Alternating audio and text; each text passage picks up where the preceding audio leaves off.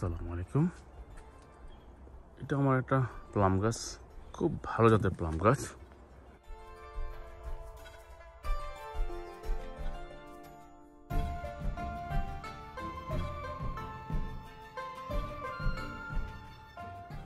তো এটা চারা কোথাও পাই না, তো অনেকেই চারা চান, তো এবার কলপ দিচ্ছি।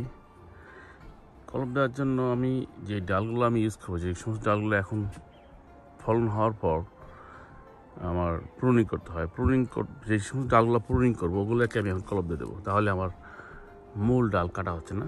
নিচে একটা শাখা ডাল রাখবো, আর এর উপরেই আমি উপরের চলটাটা আমার যেই প্লাস্টিকটা দিয়ে কাভার করবো মাটি দিয়ে, ওই মাপে কেটে নেব। আপনি এই ধরনের প্লাস্টিক ইউজ করতে পারেন লিড সহকারে। আমি আজকে এইটা নিয়েছি, দেখেন, ঠিক এইটা, এই সাইডটা আমি কেটে নিয়েছি। কেটে দেখেন এই মাপে আমি এখানে দিয়ে দেবো, দেখেন, এই দেখেন। তারপর উপরে লিডটা দিয়ে দেবো, আর মধ্যখানে যে মাটিটা দেবো সেটা হচ্ছে এইটা, এই যে কোকোপিট। পানিতে অলরেডি ভিজানো আছে, তো একটু আগে একটু দিয়ে দিয়ে নিচেরটা ভালোভাবে দিতে হবে।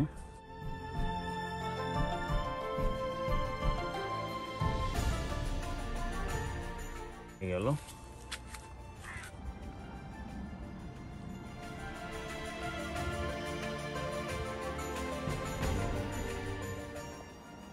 এখানে দেখেন 3টা ডাল একসাথে আমি কলপ দেবো।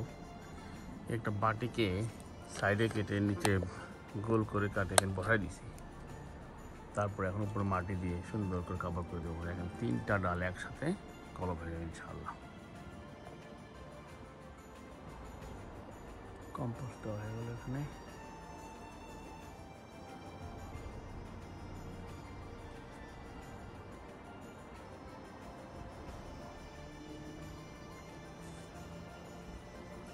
তো 3টা ডালেই মোটামুটি কোকোপিটের কম্পোস্টটা হয়ে গেছে। কোকোপিটটা খুবই ভালো, এটা পানি ধরে রাখে এবং খুব তাড়াতাড়ি ড্রাই হয় না।